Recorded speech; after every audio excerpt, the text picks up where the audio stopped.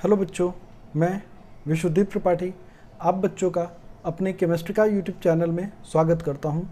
तो बच्चों, जैसा कि आपने देखा था लास्ट क्लास में मैंने आपसे टॉपिक डिस्कस किया था। लास्ट क्लास में जो हमारा टॉपिक था वो क्या था? कंसंट्रेशन टर्म से रिलेटेड, राइट। तो जहाँ पे हम कंसंट्रेशन टर्म को देख रहे थे, कंसंट्रेशन टर्म में आपने normality, molarity, mole fraction, molality और formality, percentage weight by weight, percentage volume by volume, percentage weight by volume, ये सारी चीज़ें टर्म को मैंने डिस्कस किया था और इसके न्यूमेरिकल्स मैंने आपको बताए थे, राइट। अब देखिए हमें आगे इसमें टॉपिक में इसी चैप्टर को आगे हम कंटिन्यू रखते हुए हम अपना टॉपिक डिस्कस करते हैं। अगला इसी में आगे चलते हैं जो कि आपके क्लास 12th के बोर्ड में NCERT के सिलेबस में रिकमेंडेड है। तो इसी में आगे आगे डिस्कस करते हैं हम अपना टाइप्स ऑफ सॉल्यूशन। अगला टॉपिक हम इसी में डिस्कस करते हैं, टाइप्स ऑफ सॉल्यूशन।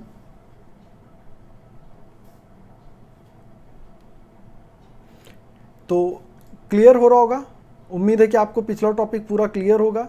फॉर्मूले आप लोगों ने अच्छे से देख लिए होंगे। चलिए हम अपने नेक्स्ट टॉपिक की ओर चलते हैं। तो अगला टॉपिक हम यहाँ देखते हैं,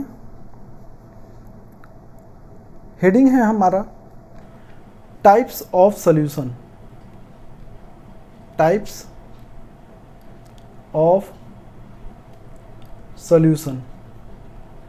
टाइप्स ऑफ सॉल्यूशन में यहां पे हम डिस्कस करेंगे सॉलिड सॉल्यूशन का। Solid solution,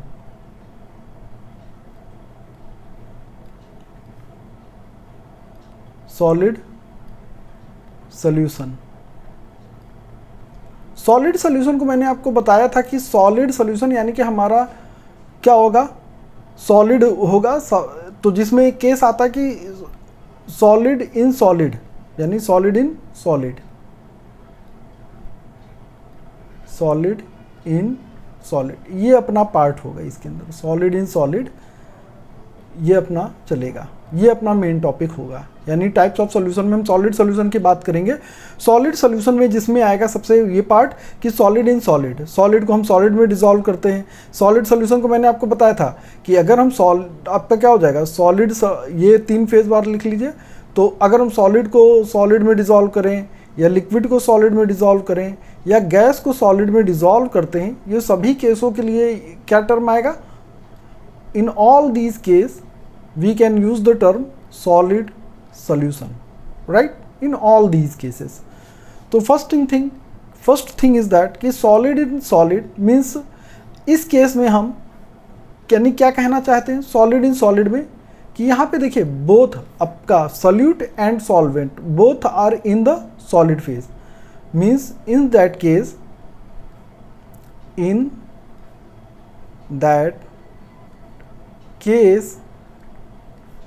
both solute and solvent are in solid phase। यानी दोनों सॉल्यूट और सॉल्वेंट दोनों ही किस फेज में होंगे? सॉलिड फेज में होंगे। तो सबसे पहले इसमें सॉलिड इन सॉलिड में आते हैं। तो these are of two types, these are of two types। ये 2 टाइप के होते हैं। पहला आता है जो इसका टाइप आता है, first type is called the substitutional solid solution and next is the interstitial solid solution. आपने सुना होगा सब्स्टिट्यूशनल,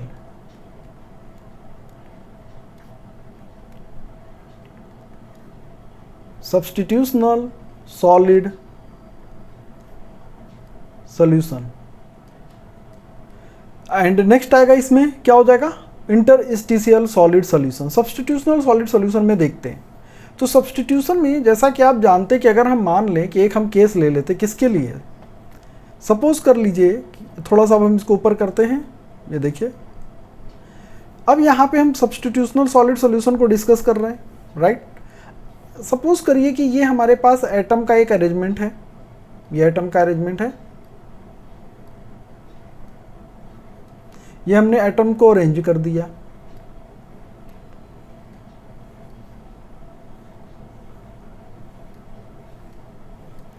तो सब यहाँ पे अब क्या है कि जैसे मान लीजिए कि हमने ये एटम का कोई भी है, मान लीजिए कि ब्रास में हम मान लीजिए ब्रास का क्या कंपोजिशन होता है, सपोज कर लीजिए ब्रास, तो यहाँ पे क्या है कॉपर और जिंक का कंपोजिशन होता है, राइट। ब्रास में कॉपर और जिंक, राइट। बात क्लियर।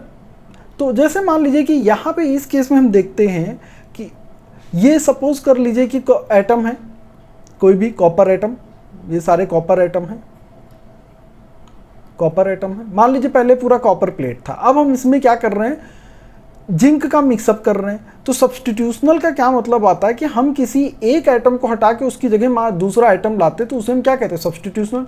सपोज करिए कि ये वाला एटम हटा और यहाँ पे क्या आ गया, जिंक का एटम आया, राइट। यहाँ हट के जिंक का एटम आ गया, ये एटम हटा और इसकी जगह दूसरा, ये मैंने ग्रीन कलर से कर दिया।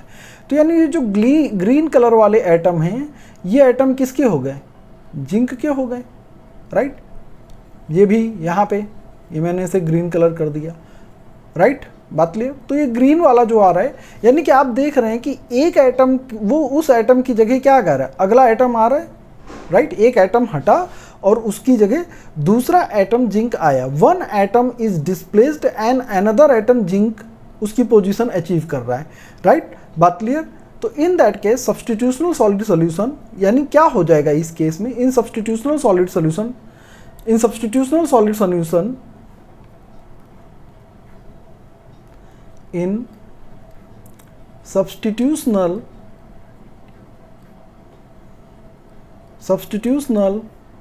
solid solution, in substitutional solid solution, one atom displaced by another atom, one atom displaced by another atom, right। बात clear. another atom in a crystal lattice, in a crystal lattice। Solid state पहले पढ़ाया जाता था तो वहाँ था कि एक सॉलिड का अरेंजमेंट होता है, एटम का पर्टिकुलर एक अरेंजमेंट होता है, atoms are particularly arranged in a crystal lattice in a particular pattern. वो सब सिंपल क्यूबिक बॉडी सेंटर वो सब था वहाँ पे। तो वही चीज़ कह रहा है कि वो जो क्रिस्टल लैटिस है, मान लीजिए कि एक लैटिस अरेंजमेंट है, ये आपका क्यूबिक लैटिस अरेंजमेंट, तो वहाँ पे एटम मान लीजिए कि आपका ये प्लेस था, ये एटम यहाँ पे प्लेस था क्रिस्टल लैटिस में, मान लीजिए इस तरह का कुछ है कि ये इसका लैटिस अरेंजमेंट है, राइट। अब यहाँ पे हमने क्या किया, एक जगह पर यहाँ पे कॉपर को हटाया और कॉपर को हटा के दूसरी जगह मैंने क्या लगा दिया, सपोज कर लीजिए कि मैंने इस पोजीशन पे यहाँ पे जिंक को प्लेस कर दिया, तो यहाँ पे क्या आ गया, जिंक आ गया। ये एटम किसके हैं, कॉपर के एटम हैं।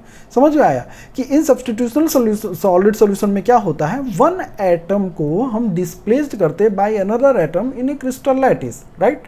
तो इसका जो बेस्ट एग्जांपल बताया मैंने, एग्जांपल आपको brass is a common example. तो यहाँ पे जो ब्रास होता है, brass is a common example, right. Brass किसका बना होता है, यानी ब्रास जो होता है कॉपर एंड जिंक का कंपोजिशन दिखाता है। ब्रास में कॉपर प्लस जिंक, ये हो जाता है ब्रास का। ब्रॉन्ज का होता है copper plus tin, bronze medal ये दिया जाता है, तो वहाँ पे क्या आता है, कॉपर आता है और साथ में क्या आ जाता है, टीन आ जाता है, तो उसे हम क्या बोलते हैं, ब्रॉन्ज मेडल ये देते हैं ना, कॉपर, सिल्वर, गोल्ड, ब्रॉन्ज, ये सारे मेडल दिए जाते हैं। नहीं, सिल्वर गोल्ड कॉपर नहीं देते, सॉरी, सिल्वर मेडल दिया जाता है, गोल्ड मेडल देते हैं, ब्रॉन्ज मेडल देते हैं। तो ब्रॉन्ज ही कॉपर और टीन का कंपोजिशन होता है, राइट।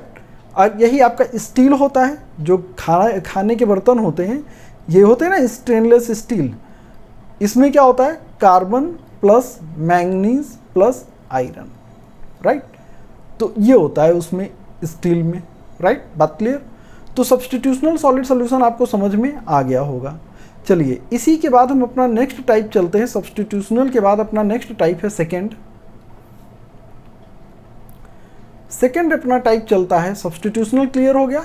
नेक्स्ट आते हैं interstitial. Interstitial solid solution.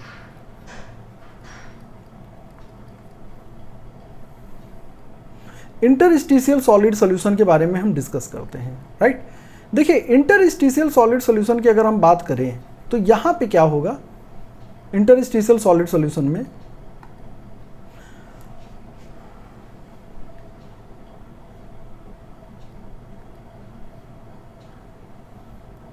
Interstitial solid solution, ये थोड़ा सा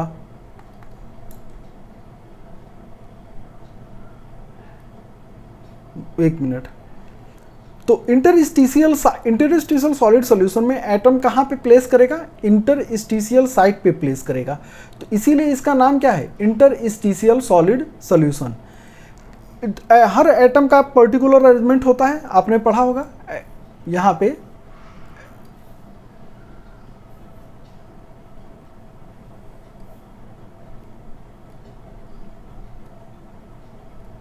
इंटरस्टिशियल सॉलिड सॉल्यूशन। तो अब देखिए क्या होता है, जैसे मान लीजिए कि हम मान ले कोई एटम का अरेंजमेंट ले लीजिए,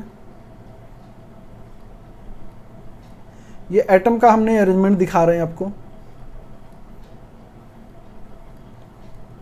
ये एटम अरेंज्ड हैं बिल्कुल।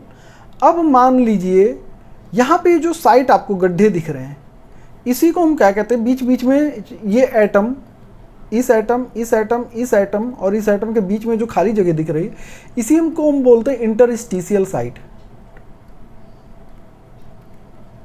या इंटरस्टिशियल पोजीशन, राइट। यानी खाली जगह जिसे कहते हैं। जैसे चार आप बॉल को सेट करिए, आप 4 बॉल लगा दीजिए, अगर ऐसे 4 बॉल्स को मैं सेट करूं ऐसे, तो ये बीच में खाली जगह दिखाई देगी। तो that vacant space is called the interstitial position, right. बात क्लियर। अब देखिए हो क्या रहा है यहाँ पे, देखिए इंटरस्टिशियल पोजीशन में यहाँ पे क्या हो रहा है। अब इंटरस्टिशियल पोजीशन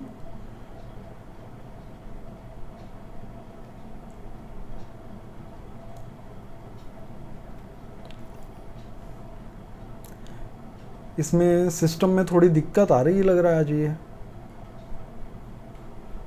देखिए, चलिए यहाँ पे चलते हैं और अपने इंटरस्टिशियल को डिस्कस करते हैं।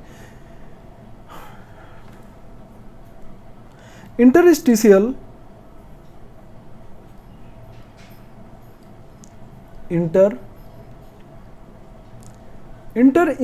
सॉलिड सॉल्यूशन और form solid solution are formed by placing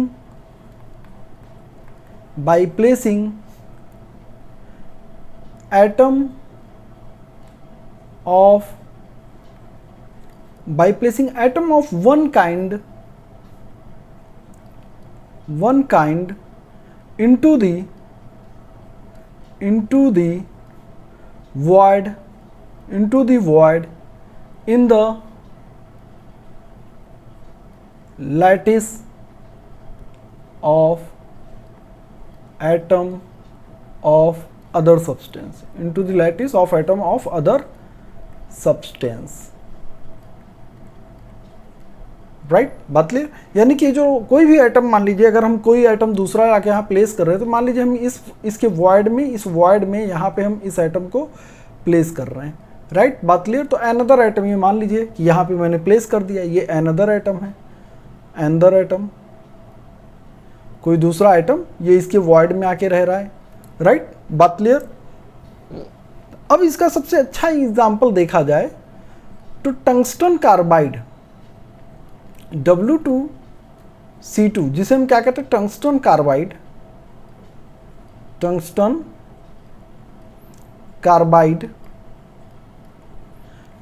carbide ये रॉड मैंने वो प्लेट बनाई जाती है, जैसे ये स्ट्रॉन्गेस्ट यहाँ पे होता है, इसमें बॉन्ड बहुत ही ज़्यादा हार्ड ये सब्सटेंस होता है।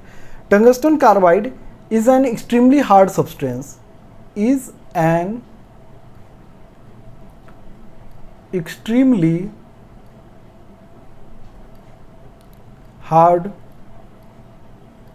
Tungsten carbide is an extremely hard substance is an example of interstitial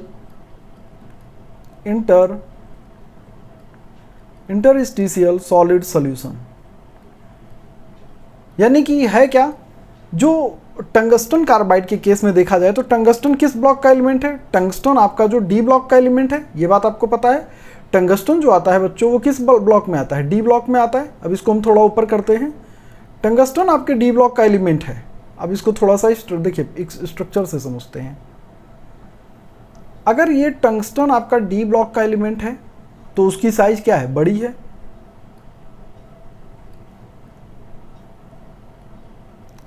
D block का एलिमेंट होने की वजह से उसकी साइज बड़ी है। बात कर रहा हूँ, ये जो ब्लैक से हमने एटम लिखे हैं, ये ब्लैक एटम किसको रिप्रेजेंट कर रहे हैं? टंगस्टन को। यानी ये वाला जो एटम है, ये ब्लैक वाला, ये किसको रिप्रेजेंट कर रहा है? टंगस्टन को। अब मान लीजिए कि हम इस ब्लैक वाले एटम के बीचों बीच में क्या कर रहे हैं कि सपोज करिए हम यहाँ पे इसके फिलिंग कर दिए हैं, ये ग्रीन, इसके वैकेंट स्पेस में ये जो ग्रीन डॉट है ये किसको रिप्रेजेंट कर रहा है? ये कार्बन को रिप्रेजेंट कर रहा है। तो यानी यहाँ पे जो इंटरस्टिशियल साइट है, यानी ये जो वैकेंट साइट आपको दिख रही है, ये क्या कहलाती? इंटरस्टिशियल साइट या पोजीशन। बात क्लियर? इंटरस्टिशियल वैकेंट स्पेस जो है, बात these vacant space which are present in between the atom, that is the called interstitial position. And यहाँ पे कार्बन के एटम जो कि स्मॉल साइज है, कार्बन के एटम की साइज क्या होगी? टंगस्टन से तो स्मॉल ही होगी, यानी वो इस बीच के गड्ढे में आके फिट हो रहा है, यहाँ पे आके फिट हो रहा है, ये कार्बन के एटम, राइट? ये कार्बन, राइट? बात क्लियर? फिट हो रहा है, तो that is called the interstitial होता है, इंटरस्टिशियल सॉलिड सॉल्यूशन। यानी यहाँ पे इंटरस्टिशियल साइट पर आ करके एटम प्लेस कर रहा है। टंगस्टन कार्बाइड का इसका बड़ा अच्छा, ये इतना हार्ड होता है कि ये आयरन को कट करने के लिए यूज़ किया जाता है। तो रेलवे ट्रैक, जो हमारे रेलवे ट्रैक होते हैं, रेलवे ट्रैक की जो ब्लेड्स बनाई जाती है, रेलवे ट्रैक को कट करने के लिए जो ब्लेड्स बनाते हैं, रेलवे ट्रैक के लिए जो ब्लेड्स बनाई जाती हैं, ब्लेड्स जो बनाई जाती कट करने के लिए, वो किसकी बनाई जाती? टंगस्टन कार्बाइड की, W2C2, इसी को हम कहते हैं। यहाँ पे बड़ी खास बात आती है, यहाँ पे जब आप कोऑर्डिनेट कंपाउंड पढ़ेंगे तो ये इतना ज़्यादा हार्ड होता है कि इसके अंदर देखिए टोटल 4 बॉन्ड होते हैं। ये टंगस्टन हो गया, ये कार्बन आ गया, तो इसे हम बोलते हैं tungsten carbide, that is in short that is called W2C2 और W2C2, राइट? तो 2 टंगस्टन, यानी इसके बीच में बॉन्ड देखा जाए तो एक बॉन्ड आपका सिग्मा है, दो बॉन्ड आपके पाई हैं, और जो आपका 2 बॉन्ड ये पाई हो गया, और ये जो तीसरा बॉन्ड है, जो पहला, दूसरा, तीसरा, चौथा कहिए, 4th बॉन्ड जो है वो कौन सा बॉन्ड है? डेल्टा बॉन्ड है। यानी एक सिग्मा हो जाता है, 2 पाई हो जाता है, और एक आपका डेल्टा। ये इकलौता केस है जहाँ पे आप डेल्टा बॉन्ड के बारे में डिस्कस करते हैं, that one is called delta bond. बाकी तो आपको पता है, ये कोऑर्डिनेट कंपाउंड में हम डिस्कस भी करते हैं, वहाँ पे पढ़ते हैं इसको, डेल्टा बॉन्ड को, वहाँ पे है metal carbonyl complex, class 12th का आपका कोऑर्डिनेट कंपाउंड चैप्टर है, वहाँ पे ये चीज़ डिस्कस होती है। तो चलिए ये समझ गए, राइट? तो ये आपका हो गया सॉलिड सॉल्यूशन के केस के बारे में। अगला पॉइंट चलते हैं नेक्स्ट। अब अपना टॉपिक स्टार्ट होता है, सॉलिड इन सॉलिड हो गया। अब सॉलिड को हम डिसॉल्व करेंगे किसमें? लिक्विड में। तो नेक्स्ट हम अपना पॉइंट डिस्कस करेंगे solubility of solid in liquid. Next अपना हेडिंग आता है, चलिए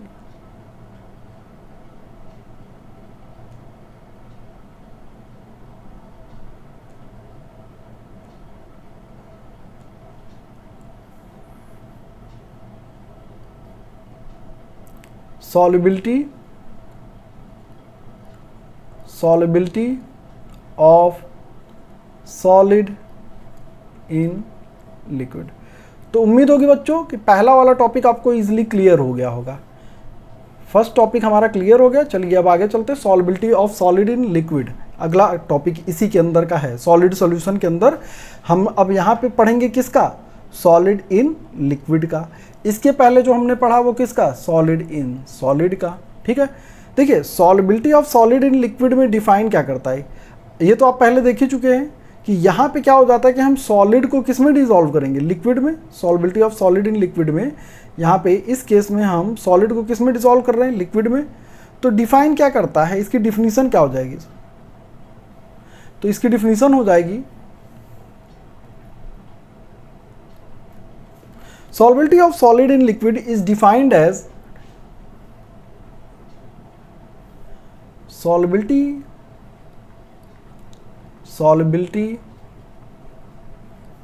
of solid in liquid, solubility of solid in liquid at any temperature is defined as the maximum amount of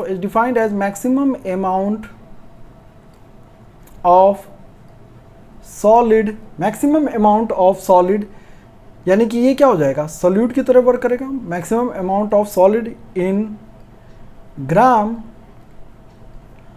dissolved in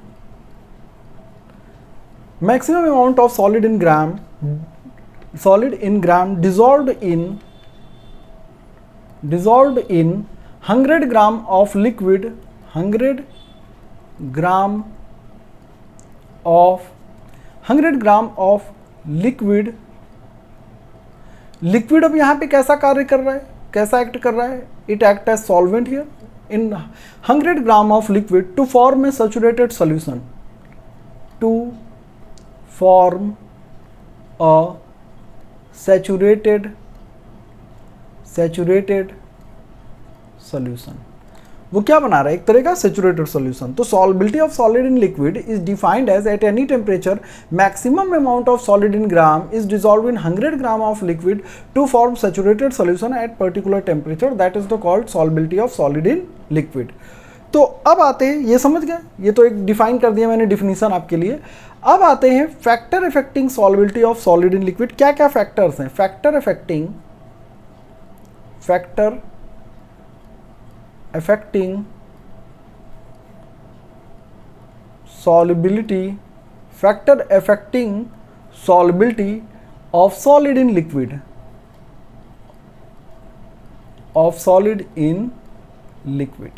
समझ रहे बातों को। अब यहाँ पे हम डिस्कस कर रहे हैं क्या क्या फैक्टर्स हैं जो इफेक्ट डालते हैं सॉलिड इन लिक्विड में सॉल्युबिलिटी का। तो यहाँ पे जो सबसे पहला पॉइंट हम देखिए डिस्कस करते हैं, इसमें अंदर सबसे पहला पॉइंट आता है, पहला पॉइंट है nature of solute and solvent. जो सबसे पहला पॉइंट इसके अंदर है nature of solute and solvent, यानी कि हमारा जो सॉल्यूट है और जो सॉल्वेंट है उसका नेचर सबसे ज़्यादा इम्पॉर्टेंट रोल यहाँ प्ले करता है। बात क्लियर, सॉल्यूट एंड सॉल्वेंट का नेचर कैसा है आप अच्छे से जानते हैं कि अगर हम देखा जाए कि अगर हम NaCl को डिसॉल्व कर रहे हैं, NaCl अगर हमारे पास सॉल्यूट है, NaCl अगर हमारा सॉल्यूट है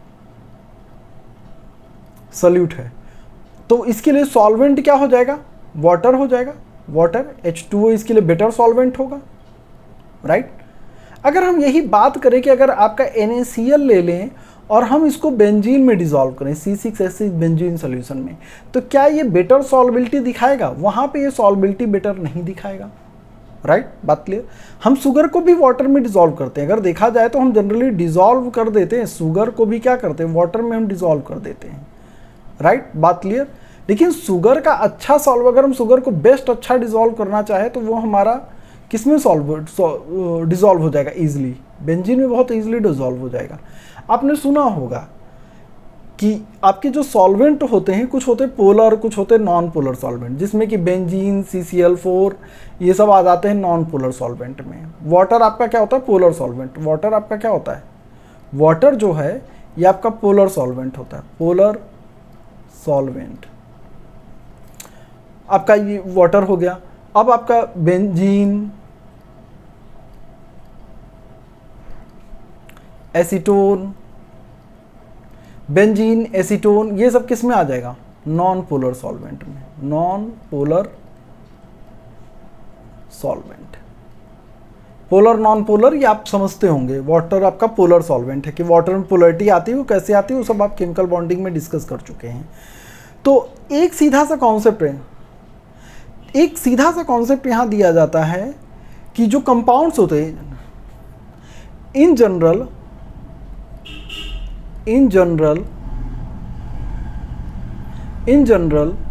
a solid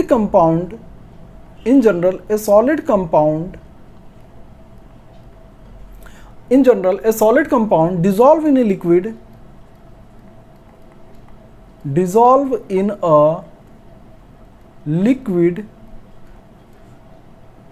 which is similar to it, जो उससे सिमिलरिटी दिखाएगा, उससे सिमिलर रहेगा। यानी क्या कहने का मतलब क्या है, क्या कहा जा रहा है? यानी यहाँ पे एक कॉन्सेप्ट दिया जाता है कि लाइक डिसॉल्व लाइक का, यानी जैसे के साथ तैसा। It can also be said as like dissolve like, it can be also said as like dissolve like। यानी कहने का मतलब क्या है, इसका कहने का मतलब ये है कि that is an ionic compound, an ionic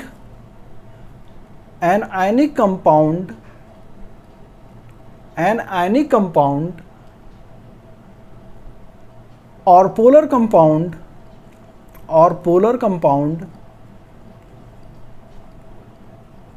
dissolve in polar solvent,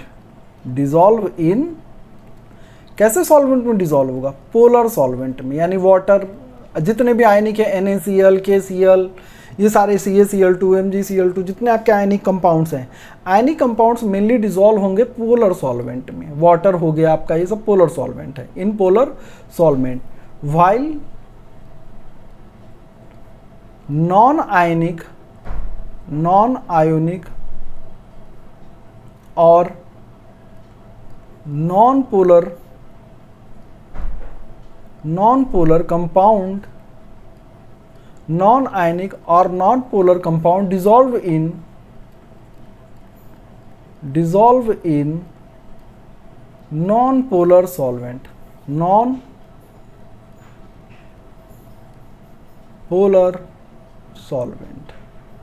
means ionic compound ionic में डिसॉल्व होगा और नॉन पोलर कंपाउंड किस में डिसॉल्व होगा? नॉन पोलर में। ठीक है, तो जैसे इसी को डिस्कस करते हैं, देखिए एग्जाम्पल के through बाकायदे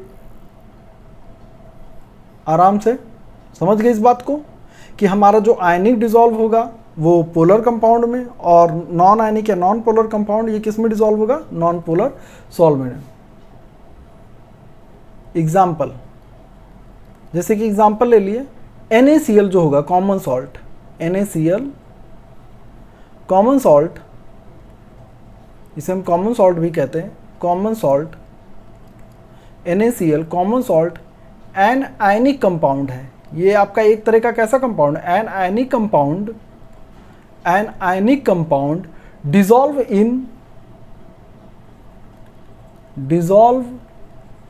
in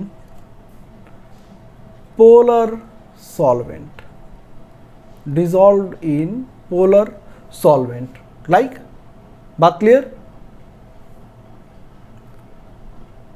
Similarly,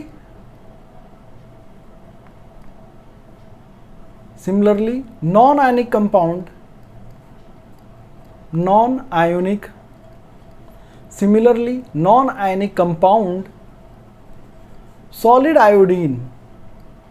solid iodine is more soluble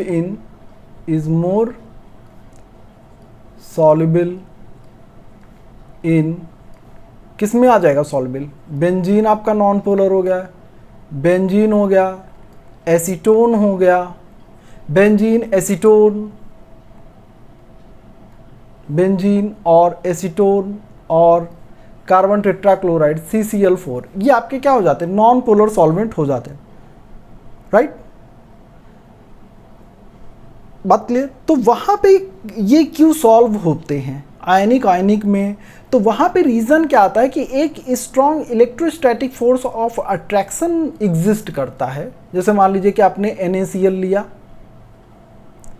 NaCl है, तो NaCl में जैसे मान लीजिए कि ये वाटर मॉलिक्यूल है, वाटर यहाँ पे H2O अवेलेबल है, आपने यहाँ पे देखा है कि इसमें डाइपोल एग्जिस्ट करता है, इस पे आएगा डेल माइनस, इस पे आएगा डेल प्लस और इस पे आएगा डेल प्लस, राइट। बात clear.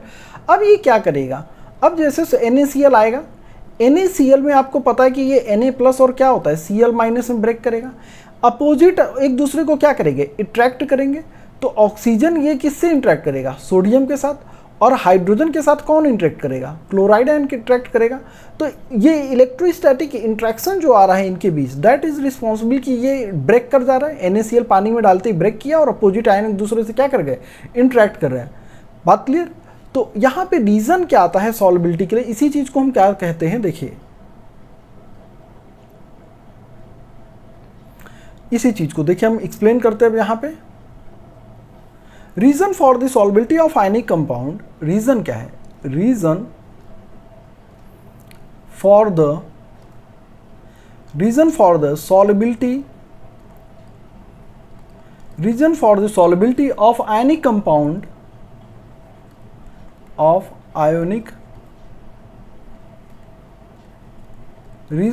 solubility of ionic compound in polar solvent, ionic compound in polar solvent because of strong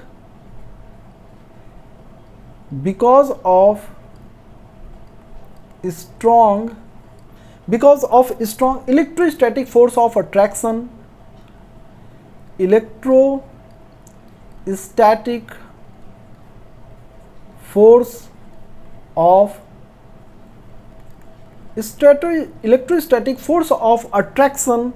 between the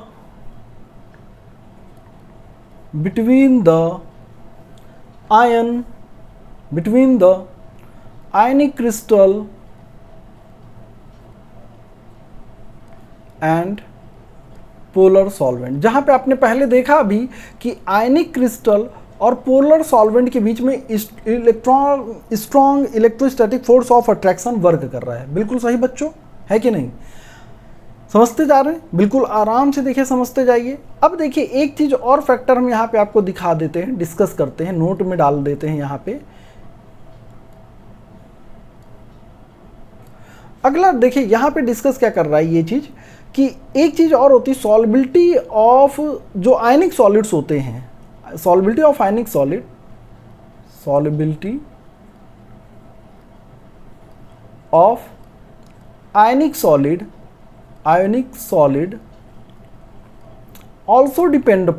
also depend upon hydration energy and lattice energy, right. तो जब water से interact करता है और उस दौरान जब आयन कुछ एनर्जी रिलीज करता है तो उसे हम क्या कहते हैं, हाइड्रेशन एनर्जी। और लैटिस एनर्जी, मान लीजिए कि हम क्रिस्टल लैटिस जो बना हुआ लैटिस अरेंजमेंट उसको ब्रेक कर रहे हैं, तो ब्रेक करने में जो एनर्जी रिक्वायर्ड होती है दैट इज तो कॉल्ड क्या, लैटिस एनर्जी, राइट। बात क्लियर। या 1 mole of crystal lattice form करने के लिए जो एनर्जी रिक्वायर्ड होती है that is called lattice energy. यानी बनाने में या तोड़ने में जो एनर्जी लग रही है, क्रिस्टल लैटिस को बनाने में या क्रिस्टल लैटिस को तोड़ने में जो एनर्जी लगती है उसे हम क्या कह देते हैं, उसी को हम लैटिस एनर्जी कहते हैं। बात क्लियर। तो अगर आपका यहाँ पे एक चीज फैक्टर ये देखा जाता है कि अगर सब्सटेंस का हाइड्रेशन एनर्जी जाता है,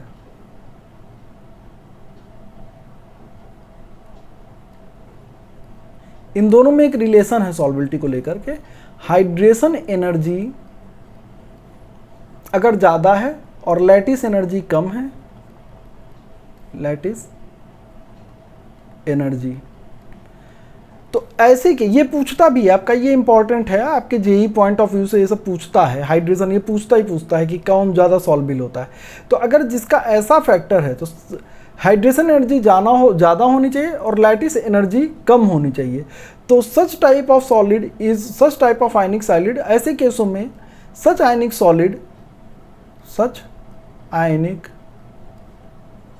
solid are more soluble. Ionic solid का सॉल्युबल होने के लिए ये फैक्टर ज़्यादा रिस्पॉन्सिबल है। हाइड्रेशन एनर्जी उसकी ज़्यादा होनी चाहिए और लैटिस एनर्जी क्या होनी चाहिए, कम होनी चाहिए, राइट। अगर थोड़ा सा लिखना चाहे कि लैटिस एनर्जी क्या होती है तो इसको लिख लीजिए। लैटिस एनर्जी को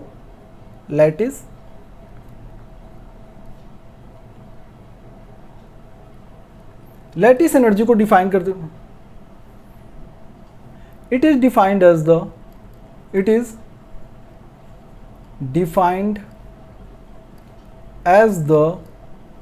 amount of energy required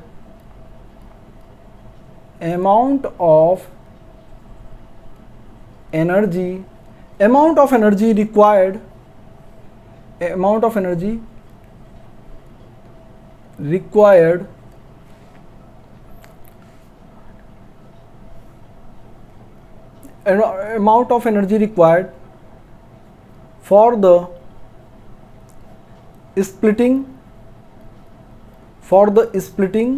of ionic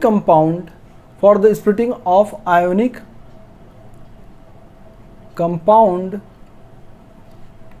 into ions, right? बात clear? And hydration energy,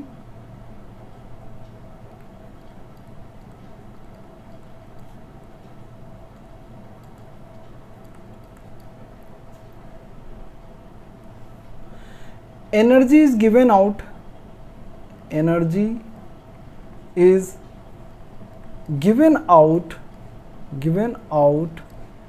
when ion get hydrated. बात क्लियर? जैसे मान लीजिए Na+ है, Na+ ये वाटर से इंटरेक्ट करेगा और Na+ एक्वस फेज में आएगा, that is the aqueous phase. तो यहाँ पे कुछ एनर्जी, राइट, एनर्जी रिलीज होगी, वो कुछ एनर्जी रिलीज करेगा। बात क्लियर? तो दैट इज द कॉल्ड, ऐसे केसेस को इसको हम क्या करें, हाइड्रेशन एनर्जी। तो एक आ गया लैटिस एनर्जी और एक आ गया हाइड्रेशन एनर्जी। ऐसा आयनिक सॉलिड के केस में ये चीज़ ध्यान रखिएगा कि हाइड्रेशन एनर्जी ज़्यादा होगी और लैटिस एनर्जी कम होती है, तो ऐसा आयनिक सॉलिड मोर सॉल्युबल होता है, राइट। बात क्लियर? तो इस तरह हमारा सॉल्बिलिटी ऑफ सॉलिड इन लिक्विड में हमारा एक ये पॉइंट यहाँ पे हमने डिस्कस किया कि इस केस में यहाँ पे